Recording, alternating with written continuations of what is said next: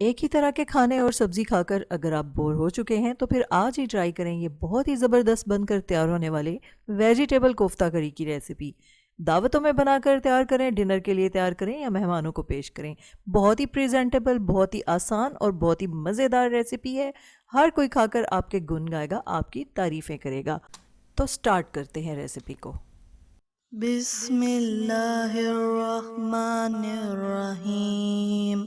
बिस्मिल्लाहिर्रहमानिर्रहीम। अस्सलाम वालेकुम, मरहबा। फूड फनगामा में बहुत बहुत खुश आमदीद। फूड फनगामा है फ़न एंड टेस्ट का ख़जाना, जहाँ बनती है नई नई रेसिपीज़ आपके लिए रोज़ाना। तो ये मज़ेदार सी वेजिटेबल कोफ्ता करी बनाने के लिए एंड तक वीडियो को पूरा वॉच करें और कोई भी स्टेप मिस मत करें। आधा किलो ले लिया हमने उबले हुए आलू। सबसे पहले हम इन आलूओं को ग्रेट कर लेंगे। हमें यहाँ पर कोफ्तों का मिसाला तैयार करना है। आलूओं को कद्दूकश करने का बहुत फ़ायदा होगा, इससे आलूओं में कोई गुठली बाकी नहीं रहेगी। मिसाला बहुत ही अच्छा तैयार होगा, स्मूथ सा मिसाला तैयार होगा। कोफ्तों में बहुत ही अच्छी बाइंडिंग आएगी और वो टूटेंगे नहीं। आधा चम्मच सुर्ख मिर्च शामिल करेंगे, चौथाई चम्मच हल्दी शामिल करेंगे, 1 चम्मच चाट मसाले का शामिल करेंगे, आधा चम्मच नमक और 1 चम्मच भुने हुए ज़ीरे का पाउडर शामिल करेंगे। अब हमने यहाँ पे आधा खाने का चम्मच अदरक और लहसुन की पेस्ट शामिल कर देनी है। साथ ही यहाँ पे शामिल करेंगे आधा कप ब्रेड क्रम्स, आधा कप ही मैदे का शामिल करेंगे। इससे बहुत ही अच्छी बाइंडिंग आएगी कोफ्ते में। अच्छे से इन सब चीज़ों को मिक्स कर लेने के बाद यहाँ पे हम कुछ सब्जियाँ शामिल करेंगे। इससे बहुत ही हेल्दी हो जाएंगे कोफ्ते। 2 बारीक कटी हुई गाजरें, 1 बारीक कटी हुई शिमला मिर्च, 3 बारीक कटी हुई हरी मिर्चें और धनिया, इनको शामिल करके हम अच्छे से मिक्स कर लेंगे।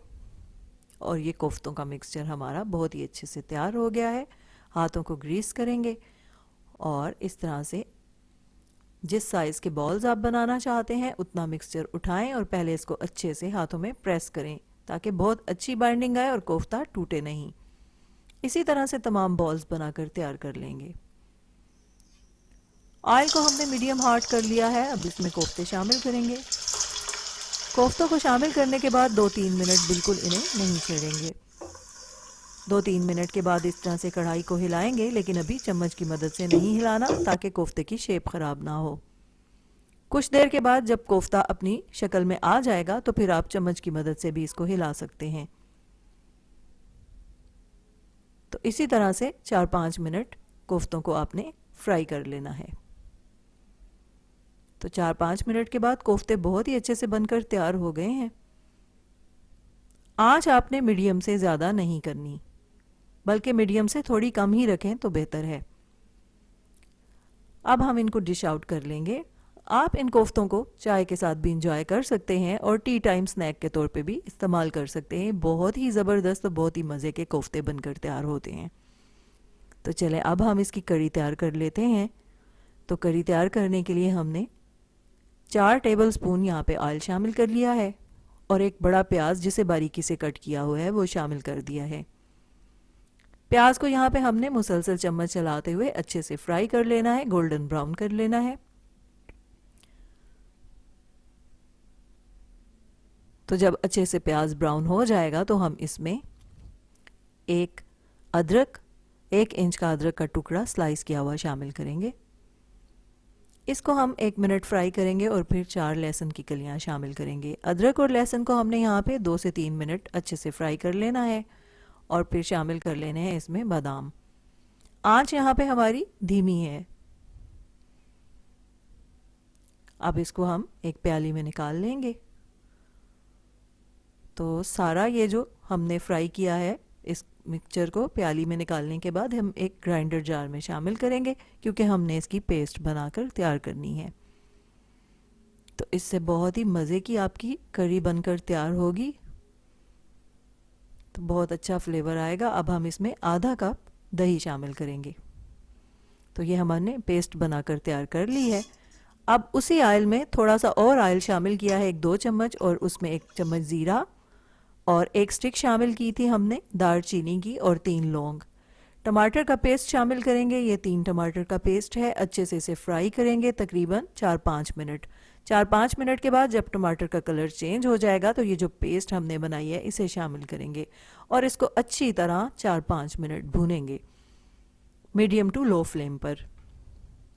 अब हम इसमें मसाले शामिल करेंगे। 1 चम्मच गरम मसाला, 1 चम्मच ही हम इसमें सुर्ख मिर्च का पाउडर शामिल करेंगे, 1 चम्मच हम इसमें भुने हुए धनिए का पाउडर शामिल करेंगे, चौथाई चाय का चम्मच हम इसमें हल्दी और 1 चम्मच नमक शामिल करेंगे। अब इन मसालों को अच्छी से मिक्स कर देंगे और इसको यहाँ पे इतना पकाएंगे कि ऑयल जो है वो बिल्कुल अलग होने लगे। तो ये देखें ऑयल इसका अब अलग हो गया है, तो इसका मतलब है कि ये बहुत ही अच्छे से भुन चुका है। अब इस पॉइंट पे हमें इसमें पानी शामिल करना है। तो जिस जार में हमने मिक्सचर तैयार किया था उसी में थोड़ा पानी शामिल करके हमने इसमें 1 कप पानी का शामिल कर दिया है। अब इसको यहाँ पर हमने तकरीबन 7-8 मिनट पकाया है। तो ये बहुत ही ज़बरदस्त सी करी बनकर तैयार हो गई है। अब कोफ्तों को इस तरह से निकालेंगे बाउल में और ऊपर से करी शामिल कर देंगे। तो बहुत ही मज़ेदार से हमारे ये वेजिटेबल कोफ्ता करी बनकर तैयार है। ये बहुत ही मज़े के बनकर तैयार होते हैं। अगर रेसिपी आपको पसंद आए तो उसे लाइक और शेयर ज़रूर किया करें और साथ ही साथ फूड फनगामा को सब्सक्राइब भी किया करें ताकि हम आपके लिए ऐसी वीडियोस लाते रहें। तो जब बनेंगे इस तरह के पकवान दिल पुकारेगा फ़बी अजी आला रब्बी को मातो का ज़िबान। हमारी दुआ है आप रहें खुश और शादमान, दुनिया के साथ आखिरत भी हो आपकी आसान, कभी ना आए आप पे कोई भी इम्तिहान, अल्लाह हो आपका मुहाफिज़ व निगहबान। फूड फनगामा इंशाल्लाह हाजिर होगा लेकर नई रेसिपी, नया उन्वान। फूड फनगामा की रेसिपीज़ को लाइक कीजिए, शेयर कीजिए और फूड फनगामा को सब्सक्राइब कीजिए। इजाज़त चाहते हैं, अल्लाह हाफिज़।